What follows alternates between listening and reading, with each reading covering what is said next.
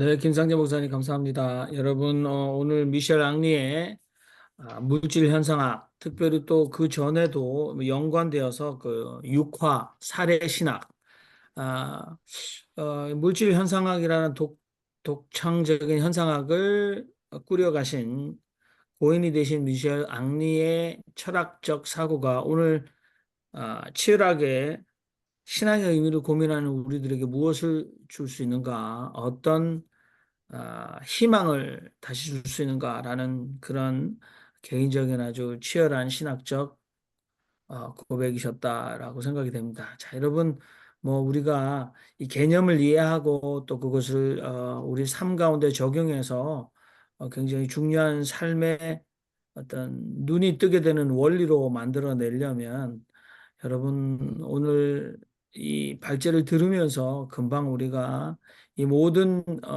개념을 따라잡지는 못할 것 같습니다. 그렇지만 그래도 우리가 두려움 없이 계속해서 질문하는 것, 질문하는 용기 우리에게 더 깊은 대화로 나갈 수 있는 그런 아, 좋은 아, 시발점인 것 같습니다. 자, 우리 지성수 목사님 먼저 말씀하시죠. 예, 아무래도 이야기가 조금 어려워서 조금 설명을 좀 더 해야 될 것 같습니다. 조금 이해해 주시기 바랍니다. 에, 제가 시드니에 있을 때 그 성서 모임을 했어요, 주일마다. 근데 거기에 이제 나오시는 분 한 분이 예비역 장군이 있었거든요. 근데 이분이 한 번은 나한테 그러는 거예요. 그래서 무슨 얘기를 하는 중에, 아니, 목사님 군대 갔다 왔어요? 그래서, 아니, 제가 올란까지 갔다 왔는데요. 했더니, 그런데 왜 교육과 훈련을 구별을 못 해요? 이렇게 얘기를 하는 거예요. 그래서 제가 얘기하는 중에, 예? 그게 무슨 말씀이죠? 그러니까 군대 용어로 교육이라는 것은 새로운 것을 배우는 것이고, 훈련은 아는 것을 반복하는 거라는 거예요. 그렇죠? 클리어하잖아요? 근데 저희는 뭐 사병이니까 그게 군대에서 사병은 어, 육주 교육으로 끝나는 거거든요. 논산훈련소 신병교육. 그다음에 하사관은 최소한 24주 교육을 받아야 돼요. 그 장교는 최소한 2년을 받아야 되고 삼사관학교 아르테시 교육까지. 그다음에 장군이 되려면 또 국방대학원을 가야 되는 거고. 그래서 같은 군대에 대한 지식이 사병의 사병과 하사관과 장교와 장군과 틀릴 수밖에 없다는 거죠. 같이 몸담고 있어도. 그래서 아주 그때 쇼크였어요. 그런데 사실은 우리 기독교가 어떠냐면 이 사병 교육만 받거든요. 목사들은 뭐 하사관 교육만 받고 더 높은 차원의 교육이 있는데 그게 안 되고 있어요. 그러니까 이제 소위 이제 유치한 기독교. 그래서 저는 그걸 이제 주둥이 기독교라고 그렇게 얘기하죠. 주둥이로만 나불나불거리는 기독교. 어떤 삶으로 나타나지 않는 기독교가 된 원인이 바로 그런 수준이 낮기 때문이다라는 그런 생각을 평소에 하고 있어요. 오늘 아까 난데없이 섹스 얘기하고 지난번과 이렇게 연결이 됐으면 좀 더 이해하기 쉬웠을 텐데 몇 달 만에 하니까 조금 벙 하셨을 것 같은데 아까 이제 우리 김 목사님이 키엘케고를 얘기했잖아요. 불안 개념을 얘기할 때 이게 되면 이런 겁니다. 우리가 이제 전통적으로 키엘케고의 얘기에 의하면 그 죄를 아담의 창세기부터 이브가 간식을 해서 이브의 간식 사건 그렇게 해가지고서 이제 이브가 여자가 아, 유혹에 넘어갔다. 거기서부터 시작됐다고 보는 거 아니에요. 그래서 죄의 근원을 거기다. 그런데 그게 아니고 그거보다는 불안했기 때문에 여자가 더 불안했기 때문에 그 불안이라 죄라는 걸 불안의 개념으로 해석을 한 겁니다. 창세기역에서. 그러면 여자가 더 불안하다는 얘기는 여자가 더 약하다는 얘기냐? 그런 얘기가 아니고요. 불안의 그 정신의 징후는 더 고급지다는 거예요. 더 예민하고 더 고급지다. 여자가 더 인간으로서 더 예민하고 더 고급졌기 때문에 불안의 개념을 남자보다 빨리 파악했다. 뭐 이런 뜻이라는 거죠. 쉽게 얘기해서. 그래서 현대의 모든 인간의 불안함에서 모든 문제가 생긴다. 뭐 죄를 지어서 선악을 따먹어서 간식을 해서 그런 게 아니고 이제 이렇게 이제 설명을 나가는 거죠. 그래서 이게 차원이 다른 얘기입니다. 그래서 결국은 뭐냐면 이 몸의 그 현상학이라는 게 그런 거잖아요. 인간의 몸의 그 중요성, 몸과 세계와의 만남, 그걸 이제 미셸 랑리는 더 이제 분화시켜서 그 이제 아주 이해하기 쉽게 아주 피부에 닿게 그 섹스의 문제로 많이 설명을 해요. 근데 뭐 시간이 없어서 그런 말씀을 드리기 어렵겠지만, 하지만 가장 중요한 거는 우리가 이 세상과의 접촉점, 가장 인간이 가장 긴밀하게 접촉하는 게 뭡니까? 섹스 아니에요. 그런 것처럼 우리가 이 세계와 그렇게 그 아주 긴밀하게 밀접하게 관련되어 있고 거기서 느끼고 거기서 발현해야 된다. 뭐 그런 스토리입니다. 전체적으로. 예. 네, 고맙습니다. 그러면은 이제 이게, 기독교 진리, 그러니까 성육신, 그러니까 우리가 요한복음에서 말씀이 육신이 되어 우리 가운데 나타났다. 우리 가운데 했다. 그러니까 이게 초월이 내재적 실제가 되어버렸다는 거잖아요. 그렇죠. 근데 이제 미셸 앙리의 해석으로 우리는 전통적 기독교 신앙에서의 성육신, 그것은 뭐 우리에게 은혜다, 뭐 이렇게 계속 요한도 은혜와 진리가 충만하다, 이렇게 계속 나가고 있는데, 그래도 어떤 충격을 우리가 우리에게 조금 색다르게 입어야 될까? 뭐 우리 김상재 목사님께서 조금 더 우리에게 한번 부연을 해주시면 좋을 것 같아요. 그래서 이제 어차피 지금은 니체 이후로 이제 무신론적 세계가 되었으니까 전통적인 언어로는 통하지 않죠. 그런데 사실은 어, 유신론적 신앙 세계에 거론되던 그 심리적인 느낌 이런 것들은 사실은 종교학적으로는 바뀌지 않았거든요.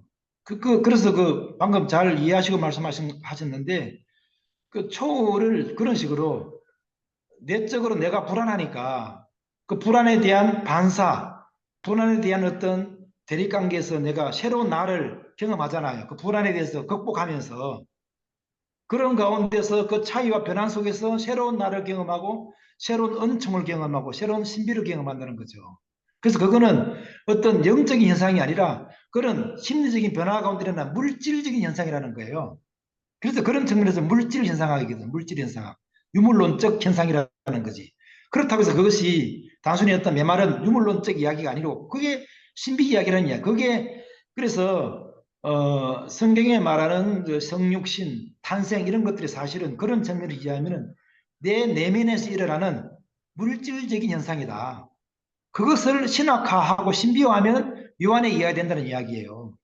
그런 측면에서 피에르 켜고는 아시다시피 당대는 기독교로부터 굉장히 이제 배척을 받았죠. 그래서 그가 하는 말은 상당히 세속적이고 기독교를 떠났지만 사실은 하고 싶은 내용은 현실적으로는 기독교 이야기 하는 거예요, 사실은.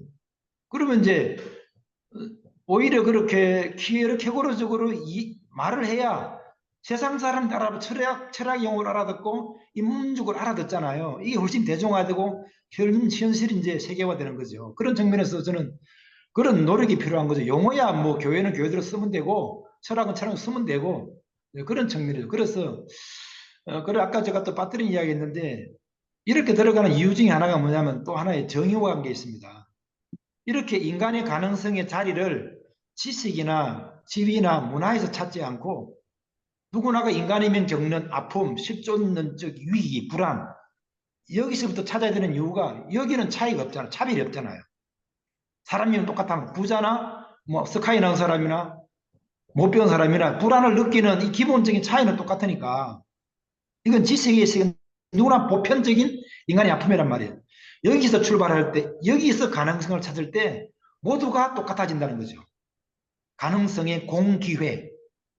그래서 이게 정의의 자리를 수 있다는 거거든요. 이런 측면에서도 미술학리도 이런 부분을 굉장히 중요시 생각합니다. 그래서 그의 철학이 왜 이제 울림이 컸냐면 그런 공의의 측면도 갖고 있으니까 누구든지 이 불안에는 예외가 없잖아요. 이 예외가 없는 자리인데 이 예외가 없는 이 불안의 자리가 우리 모두에게 똑같은 가능성의 자리가 되니까 이게 굉장히 사람에게 말 걸게 하는 보편과 정의의 차원이 되는 것이죠. 그런 측면에서도 상당히 울림이 큰 이론입니다. 또 이런 측면에서 우리가 성령론을 이해하면 또 길이 보이죠. 성령론 똑같은 이야기거든요. 지식의 이야기가 아니고 문화의 이야기 아니고 얼마나 무식하고 원색적이고 그런 외설적인 이야기에 성령 충만하는 이야기가 그러니까 그런 이야기가 누구에게나 똑같이 통하고 누구에게나 똑같이 기회가 된다고 할 때 성령론이 정의론이죠. 그래서 부자도 성령 받기 위해서는 회개하고 가난한 사람도 무릎 꿇고 회개하면 기회가 똑같아지니까 하나님 앞에서 여기에서 기독교의 정의 문제가 신의 정의 문제가 다시 들어가야 되는 이러면 이 세상은 사실은 굉장히 경제적인 불평등도 불평등도 지금 기회의 균등 면에서 상당히 불평등하잖아요. 불공정하잖아요. 이런 측면에서 모두에게 정의의 말 걸기 가능한 장면 여전히 이런 상실, 죄, 불안 이런 성령론 차원의 근본적인 체험 이런 거죠. 이런 측면에서 보더라도 그러면 기독교를 이렇게 다시 설명하면 할 말이 너무너무 많죠. 그리고 굉장히 설득력 있는 언어가 가능하죠, 사실은. 그런 측면에서 저는 굉장히 설레이고 아주 좋은 이야기라고 생각합니다. 네. 이제 그 저희가 지난주에는 다석 사상을 고민을 했었는데 다석에서 이제 우리가 얼라로 손나는 것 신과의 완벽한 합일. 그래서 굉장히 사실은 내용 자체는 신비적이고 초월적인데 서양 사람들은 제가 느끼기는 이 표현을 이제 삶이 변형되는 경험. 그러니까 이게 변형이라는 게 트랜스포메이션인데 뭐 그 바울도 로마서 12장에 너희가 마음을 새롭게 함으로 변화를 받아 이렇게만 짧게 표현되어 있습니다만은 그게 이제 그 be transformed by renewing your mind라고 있거든요. 그리고 우리가 마음으로 변화를 받아 했을 때 자꾸 동양 사람들 마음을 자꾸 가슴으로 생각해서 감성으로만 물론 뭐 감성의 다른 차원도 있겠습니다만은 감성으로 치부해요. 근데 이제 사실 서양 사람에서 마인드세트 그러면 여기란 말이죠. 사유. 그러니까 이 사유가 이제 뭐 예수께서 오셔서 우리에게 기조 연설을 하셨을 때 하나님의 나라는 이미 와 있다라는 게 이제 뭐 오강남 교수가 도마복음에서도 얘기하는 것처럼 이미 너희들 가운데 실제가 되어 있다. 기다리지 말아라. 그걸 대망하면서 이제 인민의 아편처럼 그 대망하는 것 자체를 이미 너희들에게 실제 가운데 있다라는 것 자체로 깨달음을 줘서 그래서 그게 이제 그 삶이 변형된다라고 봤는데 오늘 미셸 앙리가 우리가 던져주는 이 아주 구체적인 불안의 그러니까 이 키에르케루가 죽음에 이르는 병을 불안으로 굉장히 깊게 들어갔지 않습니까? 근데 결국 그것은 우리 김상재 목사님이 늘 고민해 오셨던 심리 그러니까 불안 심리 또는 현대인들의 많은 정신적 갈등과 고민, 공허 이런 것들에 대해서 굉장히 깊게 천착을 하고 계시다. 근데 그것이 이제 실제적으로 상담을 하시거나 아니면은 뭐 멘토링을 하시거나 아니면 설교나 이렇게 이런 것들을 사람들에게 하실 기회가 있을 때 계속해서 그걸 사용하시고 계시다라는 느낌이 좀 많이 들어요. 뭐 김상희 목사님 말씀을 제가 들어본 기회는 없지만 그래서 굉장히 유용한 틀로 본인께서 계속 쓰고 계시잖아요. 그러니까 계속해서 아까 우리 지성소 목사님 말씀하신 초보 기독교, 사병 기독교의 아주 필드 매뉴얼, FM대로 필드 매뉴얼 그것만 계속해서 반복하고 있으면 이게 전술은 막 배워요. 그러니까 뭐 새벽 기도해라, 뭐 철야 기도해라, 방언해라. 그런데 전략적인 아무것도 앞뒤 분간이 안 되는 거잖아요. 그래서 그 부분을 조금 더 깊게 우리가 집중해서 토론을 하실 수도 있다라는 생각이 드네요. 저 우리 양평에서 김성봉 목사님 마이크 기셨습니다. 그 질문 좀 했으면 합니다. 그 앙리 미셸 앙리 철학자가 그 이야기한 육화라는 말, 육화라는 말. 그러니까 다시 말해서 그 산의 철학이라 이렇게 얘기를 하는데 그 인카네이션 하고 개념이 어떻게 되는지 설명 좀 해주셨으면 고맙겠습니다.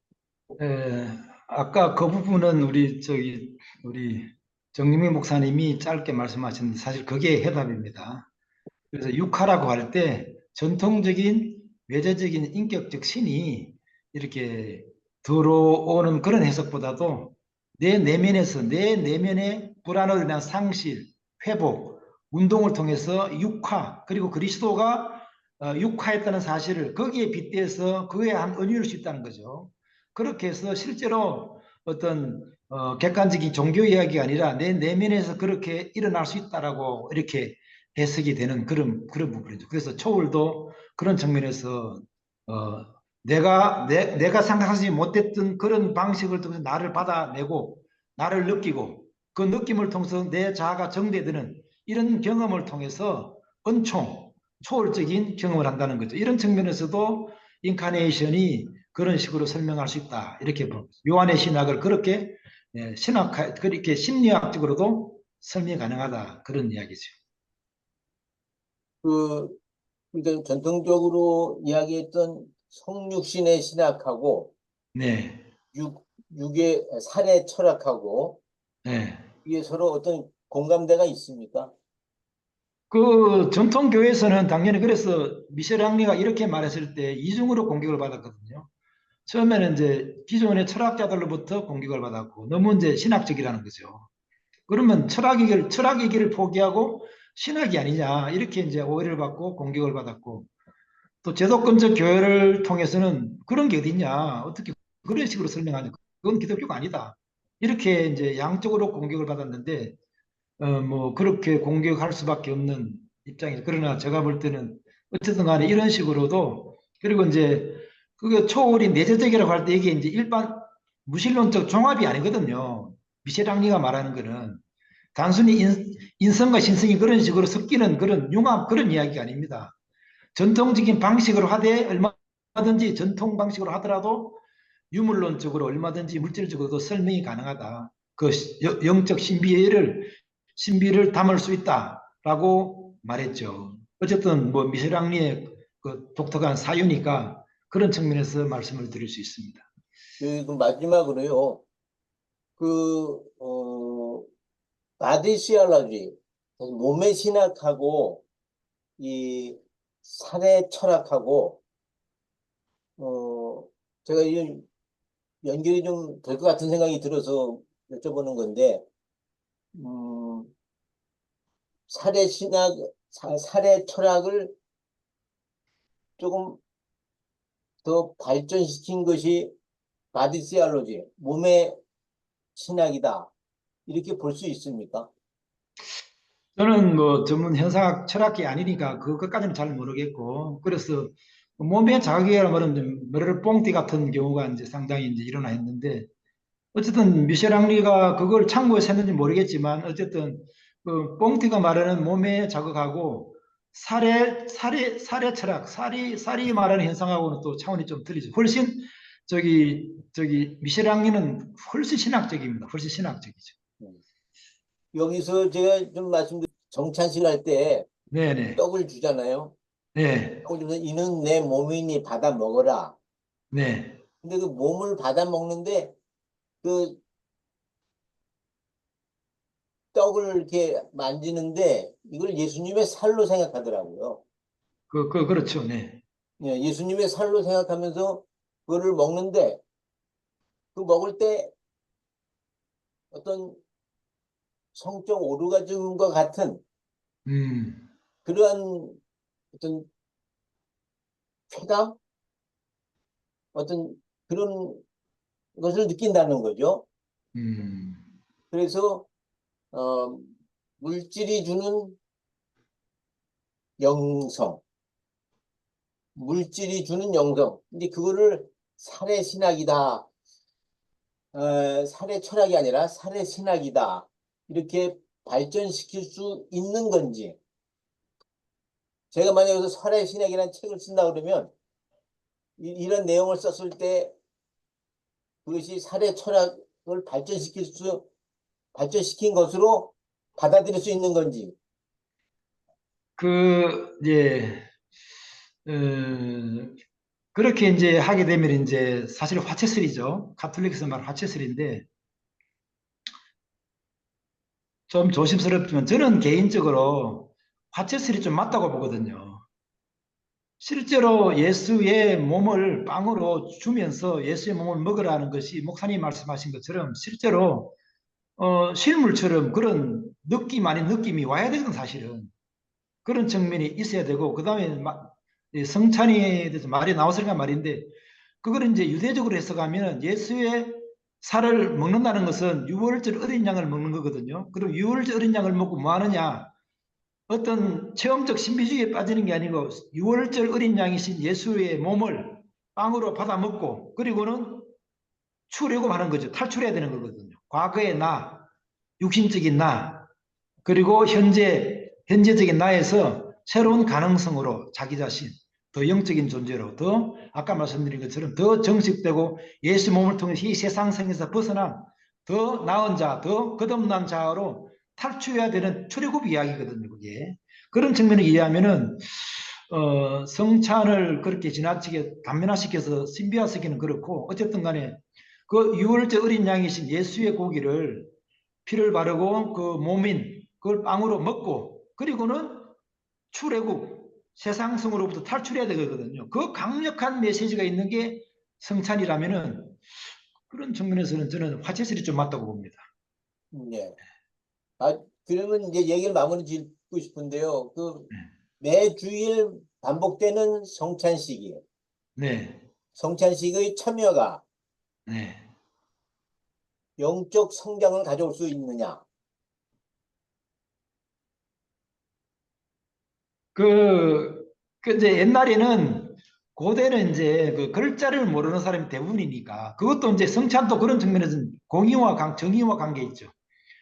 그러니까 옛날에는 언어나 설교나 이런 비중보다는 성찬식 비중이 많았잖아요. 그러니까 글자를 모르니까 퍼포먼스를 통해서 예수의 은혜와 신비와 아까 말하는 그 살의 신비를 경험하고 변화시키는 실질적인 퍼포먼스를 처음을 통해서 예배 행위가 되는 거죠. 그래서 옛날에는 그 통했고 요즘은 전부 문자 시대고 이제 이게 지식화되다 보니까 그게 이제 바뀌었는데 그런 고대의 어떤 그 영성을 저는 회복할 필요는 있다고 봅니다. 그래서 그런 걸 분명하게 그런 그 성찬의 의미를 각인시키고 충분히 내재화되고 충분히 가치화되면 저는 그런 역사도 일어난다고 봅니다. 네. 우리가 일요일 저녁에 이렇게 또 예배와 같은 이런 미팅을 하는데요. 그 미팅도 중요하지만 만나서 같이 떡을 나누고 잔을 나누는, 살을 나누고 피를 나누는 그것 또한 영적 성장에 도움이 된다고 한다면 그런 것도 좀 해야 되지 않겠나는 생각이 듭니다. 이상입니다. 저도 매주 해야 된다고 보는 입장. 저는 한 달에 한 번씩 하는데 그렇게 분명하게 방향을 정해주고 성찬의 의미를 분명하게 이렇게 교육시키고 나름 인지되면은 아우 차원이 달라지죠. 생생해집니다. 그런 측면에서는 성찬이 상당히 회복돼야 되죠. 저도 그렇게 생각합니다, 목사님. 제가 이제 신학적으로 조금 중간 단계를 조금 말씀을 드리면은 짧게 드리겠습니다. 이제 그러니까 요한복음 1장에 이제 태초에 말씀이 계시니라 이 말씀이 하나님과 함께 계셨으니 이 말씀이 곧 하나님이라 하고 13절에 이제 말씀이 육신이 되어 우리 가운데 거하심에. 그런데 이제 히브리서 1장에 보면 옛적의 선지자를 통해서 말씀하셨던 하나님이 오늘날 마지막 날에 아들을 통하여 우리에게 말씀한다. 이제 이 얘기를 하고 있잖아요. 그러니까 이제 그 선지자를 통해서 계시하셨던 말씀이 로고스가 오늘날도 우리에게 말씀되어지고 있다.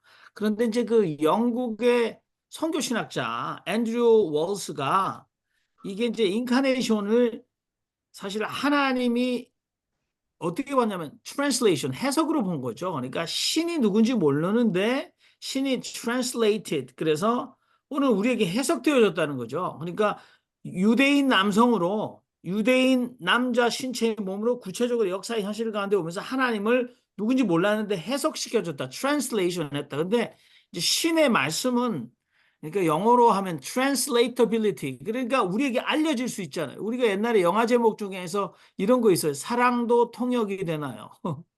사랑도 번역이 되나요? 이게 무슨 말인지 모르는데 이 사랑 그 영화 제목도 의미심장하다고 봐요. 신이 누구인지 우리가 절대 타자로 몰랐는데 나사렛 예수가 트랜슬레이트 해줬다. 근데 신의 이런 그 통역, 번역, 해석의 행위에 대한 인간의 반응이 conversion, 개종이다. 근데 그걸 다른 말로 하면 삶이 변형되는 순간이다. 그런데 예수가 인간의 몸을 입고 왔을 때 이 앤드류 월스는 우리가 기존의 인간을 완전히 만들어서 기계 인간으로 만든 것도 아니고, 그래서 원래 우리가 창조되었던 이미지 오브 갓에 뭘 더하거나 뺀 게 아무것도 없다는 거예요. 우리 그대로다. 근데 그 다음에 나가서 중요한 게 개종이라는 거는 한 번으로 끝난 게 아니라 라이프 롱 프로세스로 계속 일어나야 된다는 거죠. 그래서 그것 자체로 이 개종 컨버전 하고 복음 앞에 무릎을 꿇는 것이 지금 미셸 앙리가 물질 현상학으로 계속으로 우리 삶의 의미화로 일어나야 된다. 그러면서 이제 앤드루 월스가 가장 강조했던 것 중에 하나가 이제 요것만 하고 마치겠습니다만은 translatability of God이에요. 그러니까 이게 그러니까 늘 신의 계시가 또는 말씀 로고스가 다른 문화 속에서, 이 사람 성교학자니까 다른 문화 속에서 계속해서 통역이 된다는 거예요. 지금도 리인카네이션이 계속 일어난다는 거죠. 절대 그러니까 인카네이션은 성육이잖아요. 그 제6화가 계속 일어난다. 그래서 우리가 기독론에서 태국에서는 물소 신학으로 물소 기독론으로 나오잖아요. 워러 버팔로 크리스탈러지로 나오는 거예요. 아니 하나님 세상 죄를 지고 가는 하나님의 어린 양이다까지 괜찮았는데 동양에서 태국에서 일본 선교사 고야마가 물소로 기독론을 얘기하니까 안 된다라고 얘기해요. 동양에 왔더니 오늘 지금 우리 다석 선생님은 다르게 얘기하고 계시잖아요. 뭐 우리 정영경 같은 신학자는 노동자 예수, 곡식 예수, 계속해서 리인카네이션이 된다는 거죠. 그러니까 미셸 앙리가 우리에게 근본적으로 그 원천적으로 주는 핵심이 아마 이것과 이 물질 현상학 또는 사례 육화의 신학도 굉장히 비슷하지 않을까. 저는 좀 그런 생각을 해봤습니다. 그게 중간 단계입니다. 우리 그 김상배 교수님. 탐험과의 관계에서 이제 좋은 말씀인데 이제 거듭남의 지속성 그거는 이제 자동으로 되는 이유가 이 불안이라는 거는 현존하는 현재 경험들의 실존이거든요. 이거는 말하지 않습니다. 이거는 고정된 개념이 아니고 살아있는 힘으로 계속 경험되는 진행형이에요. 그러니까 성령신이라든가 자기 변화라든가 자기 정식이라든가 이런 것들은 실시간으로 계속 끊임없이 느끼고 받아내면서 자아가 정식되고 더 좋은 사람으로 더 나은 사람으로 바뀐다는 이야기. 그건 뭐 당연한 거죠. 그게 실질적인 힘이니까. 그래서 이제 미셸 랑리도 말하는 것도 이게 사람이 느끼는 내면의 힘은 개념이 아니다. 고정적인 어떤 개념이 아니고 살아있는 생성적인 힘이다. 그게 자연적으로 그 힘의 작용에 의해서 계속 이제 가는 거죠. 그래서 계속 주기적으로 계속 성찬식도 해야 되고 계속 그렇게 해서 이제 은총 가운데 있어야 되는 거죠. 저는 뭐 오늘날에서는 이거보다 더 훌륭한 기독교회가 없다고 저는 생각합니다. 지금 보니까 페이스북에 이런 얘기가 있어요. 교회가 세상을 변화시킨다. 그래서 어떤 그 김광남 같은 분 번역가는 포기했다. 그런데 한 가지 희망이 있는 게 우리가 이제 몰트만이 죄라는 것이 아까 불안이 아니라 절망이잖아요. 희망이 전혀 없는 것을 심각한 죄로 봤죠. 그런데 그 사람의 희망은 뭐냐면 이제는 교회보다 더 앞서간 또는 앞서갔다 오는 것, 교회보다 더 영향력 있는 세상이 교회를 변화시키면 교회가 새롭게 될 수 있다라는 희망을 갖고 있다는 거예요. 교회 자체 내에서 교회가 세상을 변화시키는 건 이미 표기했는데 급변하고 달라진 현대 세계가 이제는 교회에게 교회를 바꿔낼 수 있는 힘이 있다라는 뭐 그런 힌트를 얘기를 하고 있어요. 근데 역설적이지만 그런데 희망을 갖는 사람이 있으신 거죠. 아무튼 자, 우리 얘기가 좀 깊어지면서 오늘 그런데 우리 정숙자 목사님 마이크를 켜셨네요. 한번 말씀하시죠. 김성복 목사님이 성찬례 얘기하는 것 좀 부연 설명이 되지 않을까 생각하는데요. 성찬례의 그 효과, 인효성이라는 거하고 사효성이라는 것이 있어요. 그러니까 인효성은 성찬을 준비하는 집례자의 마음이 정말 진실하고 또 받아들인 신자가 정말 간절하게 기도하면서 받으면 굉장한 효과가 나서 신비 체험을 한다는 것이 인효성이고, 사효성은 그냥 수돗물 그 꼭지를 틀면 저절로 나오듯이 성찬에 집례하는 그 자체로 하나님의 은총이 있다. 그러니까 준비를 열심히 하든 마음가짐을 갖지 않았던 하나님의 효과는 계속 있다. 두 가지 이제 인효성, 사효성이 있는데 어떤 때는 하루 전부터 성찬을 하기 위해서 공복, 금식을 하게 해요. 그러면 그 금식한 가운데 기도하는 가운데 성찬 내용은 그 성령 체험하고 놀라운 효과, 변화가 있어요. 아마 그것이 살해 신학과 관계되지 않을까 그렇게 생각됩니다. 네, 감사합니다. 구독과 좋아요 잊지 않으셨죠?